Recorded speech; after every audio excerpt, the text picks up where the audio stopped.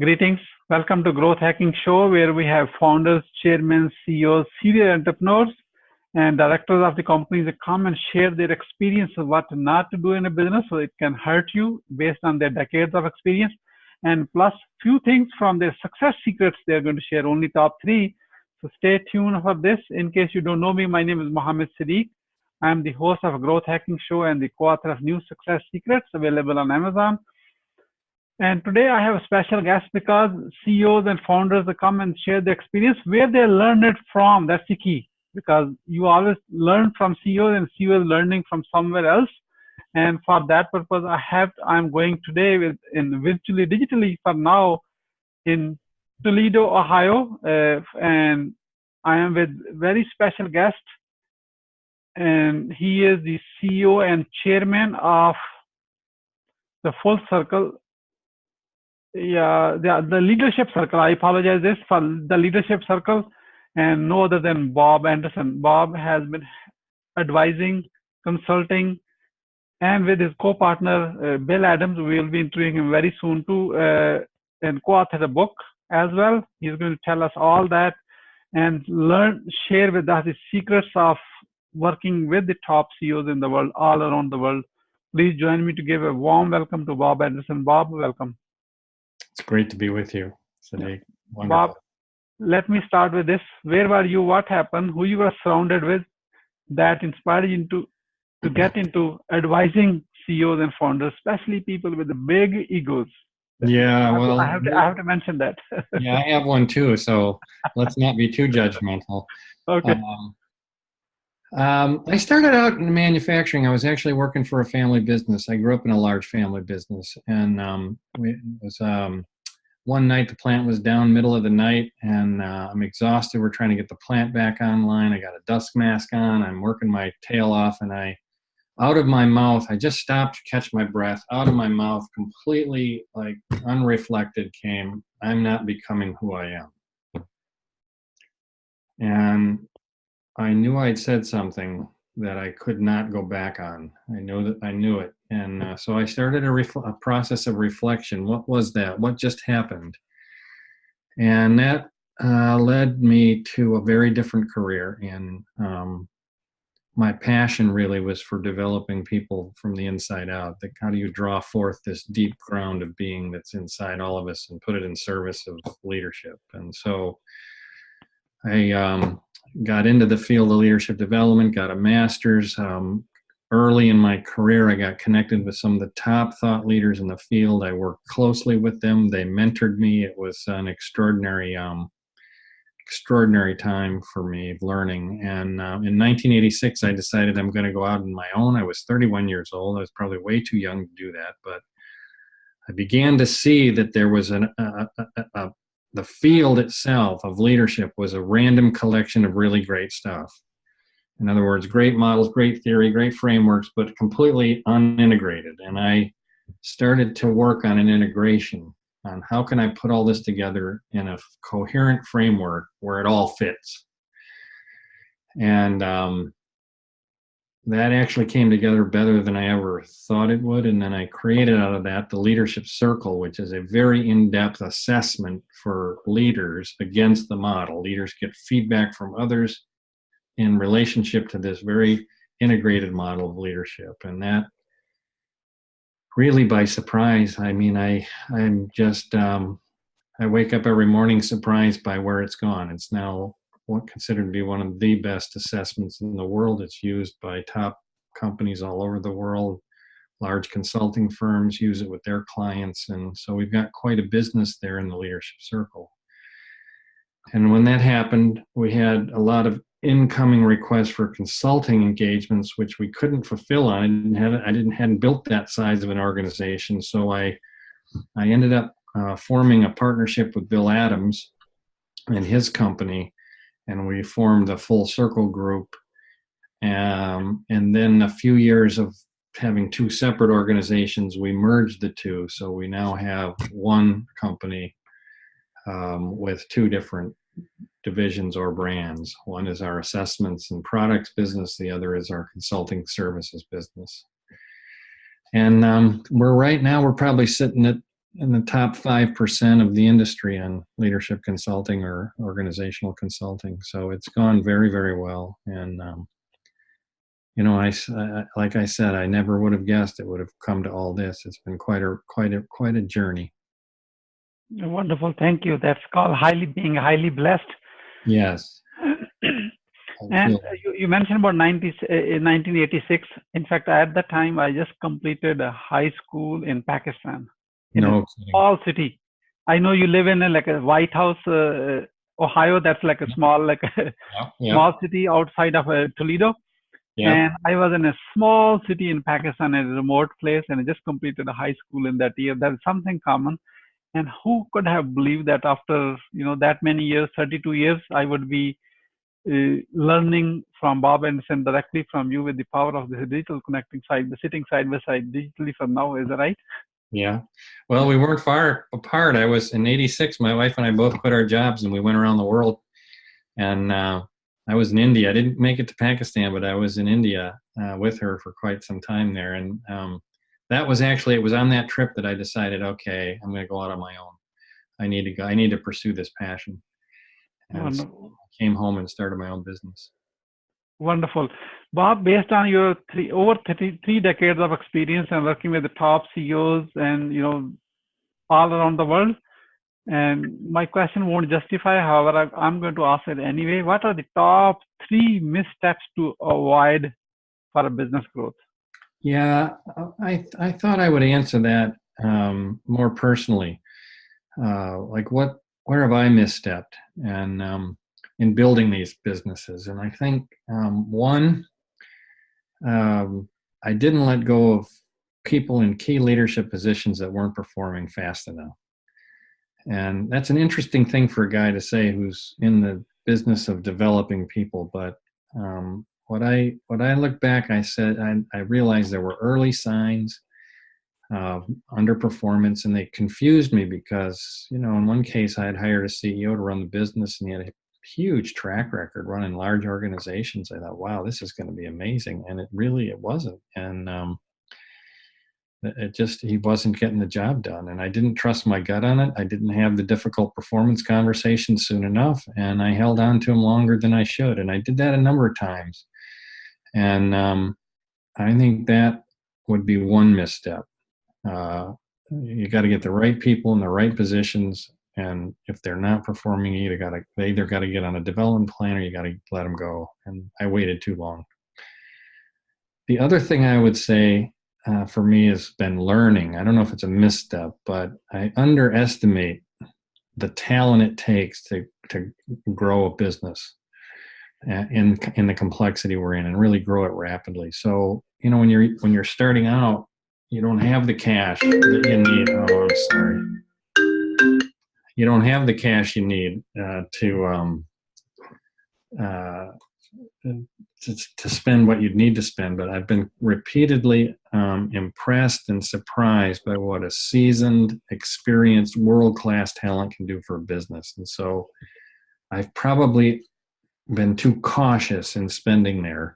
It's always a trade-off because you got to meet cash flow, and that's tough when you're growing a business. And so, but my experience has been that kind of talent pays for itself. So I would put more rigor into finding the right people and paying them what's necessary to get them to get the very best. And we've done that now, and it's really made a difference. The third misstep I would say is my own arrogance. It's crept up on me to really realize it. But you create a lot of success, and then you merge with others, and then you say, well, I'm actually, their opinions don't really count. And I've built a life on ideas. I mean, I'm really good with ideas. And that may sound like an arrogant thing to say, but I am. And so I got confused between I'm good with ideas and my ideas define me. And so all of a sudden I'm in relationship with partners who are also really good at this work. I mean, in some ways, much better than I am. And I discounted them and I didn't really listen, and I held on too tight to my way of thinking about this stuff. And it cost us for a while. So part of the work that we do is internal with clients. And how does your inner game affect your outer game? And I would say one of my big missteps was not recognizing that I needed to really let go to the talent that we had put together. Thank you, Bob. So thank you for being so personal. In fact, I asked an aggregated question. You took it so personally, shared with us. That's being a vulnerable on all and the public. Yeah, thank you. Video. Thank you. That takes a lot. So let's switch the sides and let's talk about top 3 success secrets for the business growth. Well, it's purpose is a common theme in the leadership space, but for me, it's been very personal. I mean, I started when I got, you're not becoming who you am. The question became, well, what must I be about in my life in order to live the life I came here to live? And when I got clear on that, I really had to acknowledge where my passion lie. And so where was it? And then, so I would say one secret of success is get clear on that. You're here for a reason. You have a contribution to make, a passion that only for something and a service that only you can make. And so I got clear on that, and I didn't compromise on it. And so there were many times when I was encouraged to compromise, and I didn't, because I knew what I cared about. And I actually didn't care at that time that it become a big business. That wasn't my aspiration. My aspiration was to do the work that I cared about. And it grew into a big business. And so I would say the first secret is trust the call, do what you love more than you fear, and don't compromise. And that is the heart of leadership, I think. And then second, have the courage to hire people who are better than you are, and then work the relationship with them, because it's not going to be easy. I got an ego, they got an ego. And if you bring in really strong, capable, effective, successful people, you're going to bring in ego with it. And then all of a sudden you're into, work. And if you can really work the relationship, and that's something that Bill and I in particular have had to do, because we're both very good. And it's easy for me to look over at him and get intimidated by his strength. And then I go into my reaction, and so on. We've had to work it, and we have. And so the level of now synergy and ideation and creativity and generativity that's in the business is unparalleled. And so how do you put your ego aside, which is a lot harder to do than it is to say, and let go to the talent that you have put around you, and bring in the best, and then let go to them. But then you got to get your ego out of the way, and that's easier said than done. So, and then the last thing I would say is, I think founders, especially like a founder of a business like I am, hang on too long. And I'm no longer the CEO. Bill is the CEO, and Bill will be transitioning probably not too long. And so again, really hard to do. Letting go of that job and turning over the organization to others was hard, because they have other ideas about how it ought to be run, and then you're in it. And so it was much more painful than I thought it would be, and it was really good for the business. So when's the right time to bring in the talent, let go to them, step out, and get back in your sweet spot? So I'm back in my sweet spot right now, which is what brought me here, which is the next edge of our learning, the next edge of where we're going to take the thought leadership in the company, and writing the books and doing the speaking. And I'm right where I belong, and that's how I can help the business most. It's not managing the business, it's doing what got us here. And so those are the three things that I would say, from as I look back on my life, that have been important steps, important success moves, I guess. Thank you, Bob. I appreciate very much. That's a very key, very well learned lesson. So yeah, many things are very easy to say and not easy to execute, especially the let the ego go away and hire the most smarter people, smarter than you, and then work out the relationship. Again, very easy to say. So Yeah, well, in our work with companies, we find there's a Peter principle, right? You've heard it. yeah, You're promoted to your level of incompetence. Well, that's a really nice thing to say. Like you're done, you're washed out. Well, we don't find that actually. We find the most effective leaders and the least effective leaders to be equally talented. And so you meet not so much your level of competence when you cap out. You meet your level of development. And it's the very things that I've talked about. How do you get out of the way? How do you work your own play not to lose game? Your need to take control when things get tough. Your belief that you can do it all, or that it's somehow asking for help is a weakness, and so on. How do you really let go and vulnerably lead change from the place of I have the most to learn here? We all do. This thing called leadership is spiritual boot camp. It's hard, and in the world of increasing complexity, we're all over our heads, every one of us. So let's get on with it. And if you can do that, then you don't cap out. You meet the level of your development, and you can grow internally beyond that. And all of a sudden, there's much more potential in front of you than you ever realized. That's our work. amazing, amazing. Well, based on your 32 years of your own experience and working with many CEOs, running a business is a roller coaster. Sometimes it's going up and sometimes it's going down. So here is while we are having more like a personal experience question. So what keeps you going when you're in the down moments? Well, we had quite a interesting time, for example, when the Great Recession hit, and our industries around us were going out of business or down 40% or something. And now we were a fairly young business and in quite a growth spurt. But I just turned to the team. I said, we're not gonna not grow. This recession is not going to hit us. And we actually made some pretty gut-wrenching decisions to increase our cost and increase our investment in marketing and some other things that really paid off. So the tendency is to pull back, and maybe that's the right tendency at times, and sometimes it's to invest further and really so I think that in the down times, those have been the things that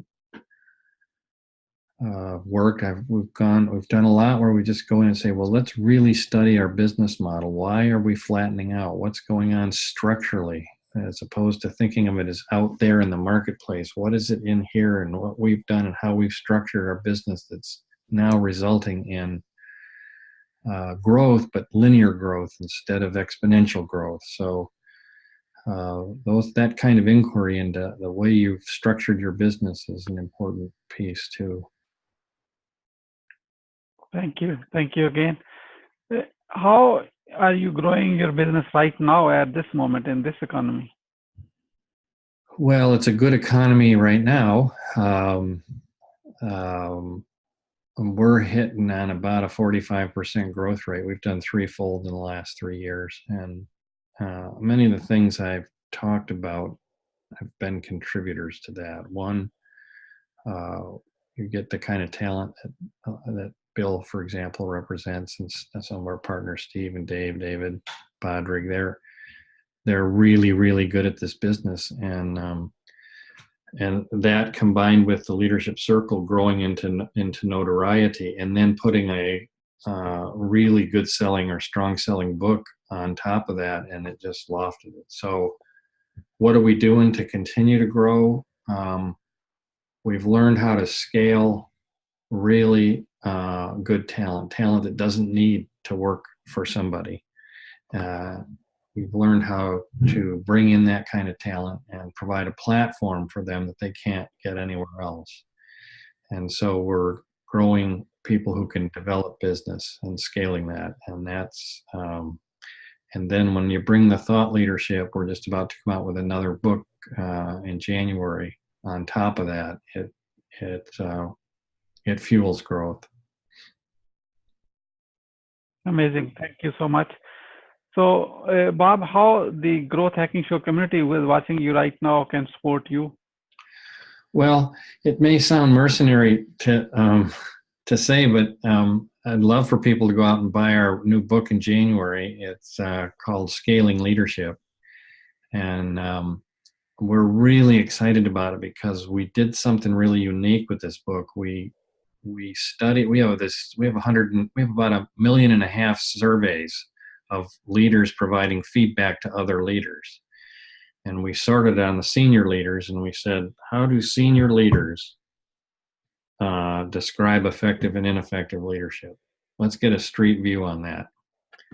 And it just blew us away. And so we did multiple rounds of research, and we put it together in this book. And yet it's not a research book. It's a very powerful book on how you scale the kind of leadership that can scale your business.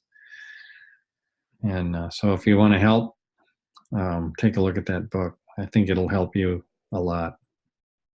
Thank you so much. So you go ahead and scaling leadership. Yeah.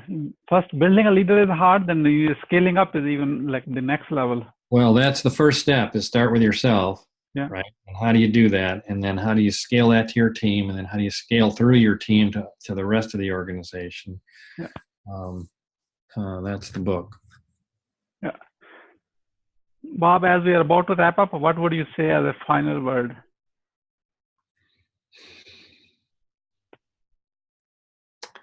I think it goes back to your secret of success question. If I've done anything right, I actually have felt called to this work. It's pulled me. I thought I was stalking it for a long time, like stalking your longing, like a hunter stalks a deer. I realized looking back now, it was stalking me the whole time. And so I would just say, get clear on what's calling you, what you care about, and do it. Just keep following it, because it'll ask more of you. It continues to ask more. And so follow the call. Follow the call and just do it. Just do it. Just do it. Thank you so much, Bob Anderson, for sharing your wisdom with us today. On the behalf of Growth Hacking Show community and our entire team, we really appreciate you. This is Mohammed Siddique signing off from Atlanta, wishing you good luck, good sales. I do have a path cross again with another amazing guest. Until then, all best wishes. Thank you very much.